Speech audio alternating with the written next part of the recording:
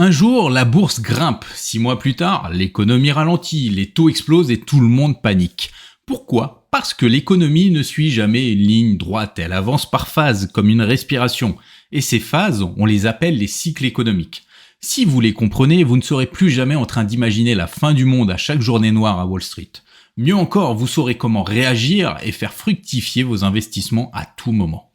Faisons comme si nous étions à l'école et débutons par une définition. Le cycle économique, qu'est-ce que c'est ?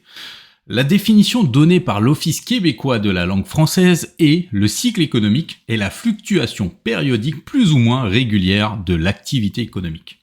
Ce cycle se compose de 4 phases qui se succèdent toujours dans le même ordre. D'abord une contraction ou récession, suivie d'un creux, puis d'une expansion et enfin d'un sommet, parfois appelé stagnation ou plateau. Une fois ce sommet atteint, le cycle recommence. Autrement dit, l'économie n'avance jamais en ligne droite, elle progresse, plafonne, recule, puis repart.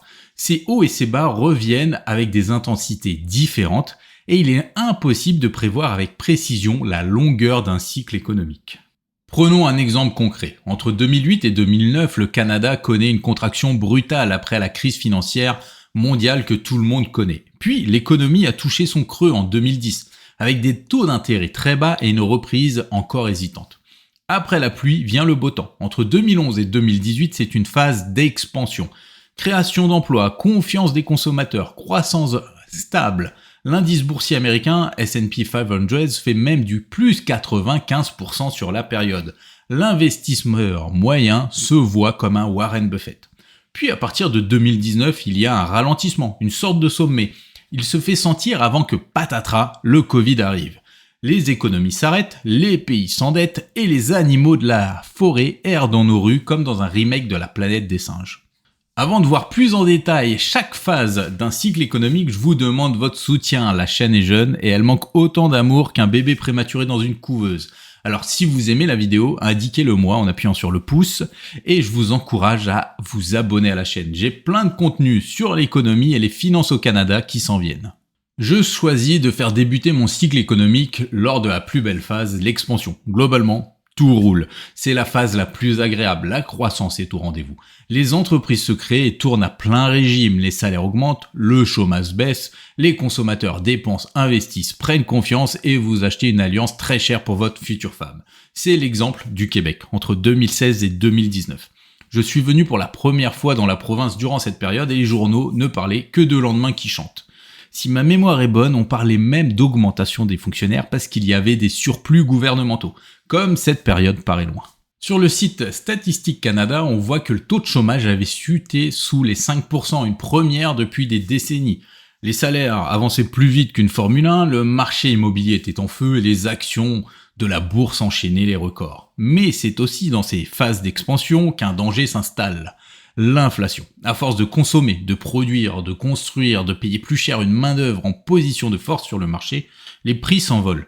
Pour éviter une surchauffe, les banques fédérales commencent alors à monter les taux d'intérêt. Ces mesures finissent par ralentir l'économie. C'est le début de la phase suivante. La phase suivante n'est pas encore la chute, c'est le sommet. Vous êtes en haut des montagnes russes et vous savez que la suite s'annonce mouvementée. Tout va bien pour l'instant. Les indicateurs commencent seulement à faiblir. La croissance ralentit, les taux sont devenus plus élevés, le crédit coûte plus cher, les ménages hésitent à faire de gros investissements et les entreprises gèlent les embauches. Ce qui est piégeux avec un sommet, c'est qu'il est invisible sur le moment. Quelques économistes vont vous l'annoncer à la bonne période, mais la plupart vont le pronostiquer plus tôt, vont pronostiquer plus tard.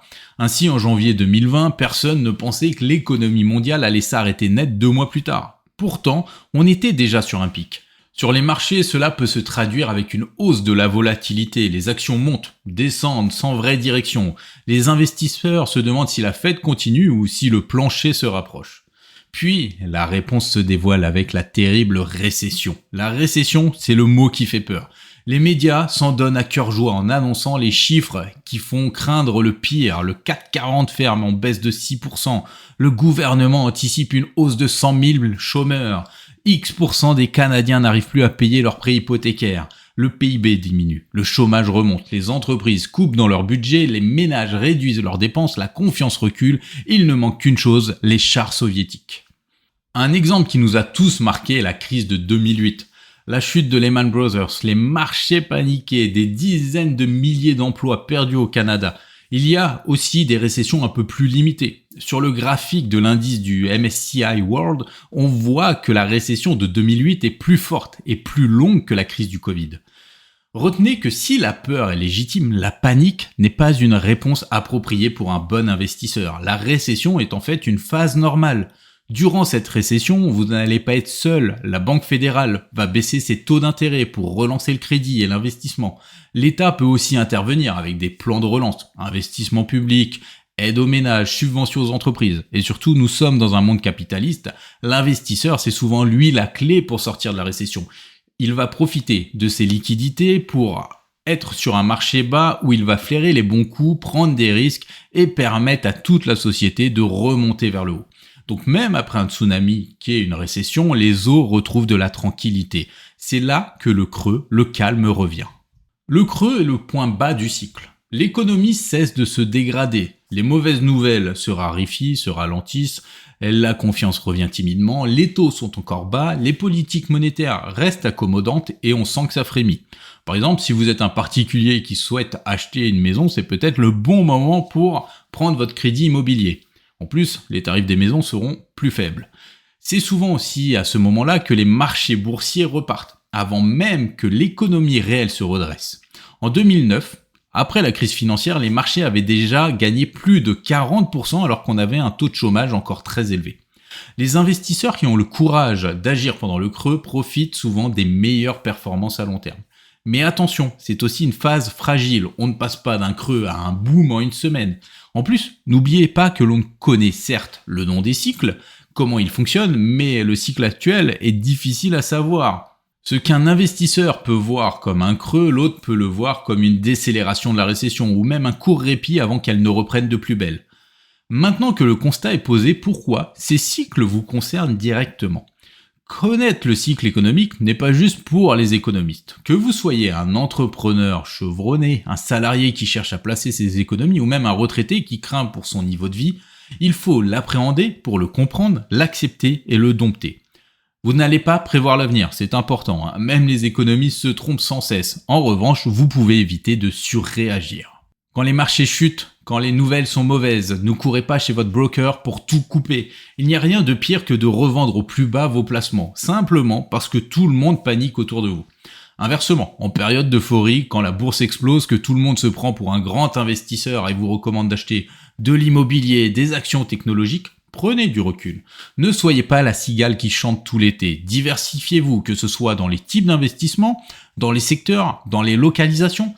Dotez-vous du fameux fonds d'urgence, ce petit pécule qui correspond à 3 ou 6 mois de dépenses. En cas de situation difficile, vous pourrez utiliser cet argent au lieu de brader vos assets les plus importants.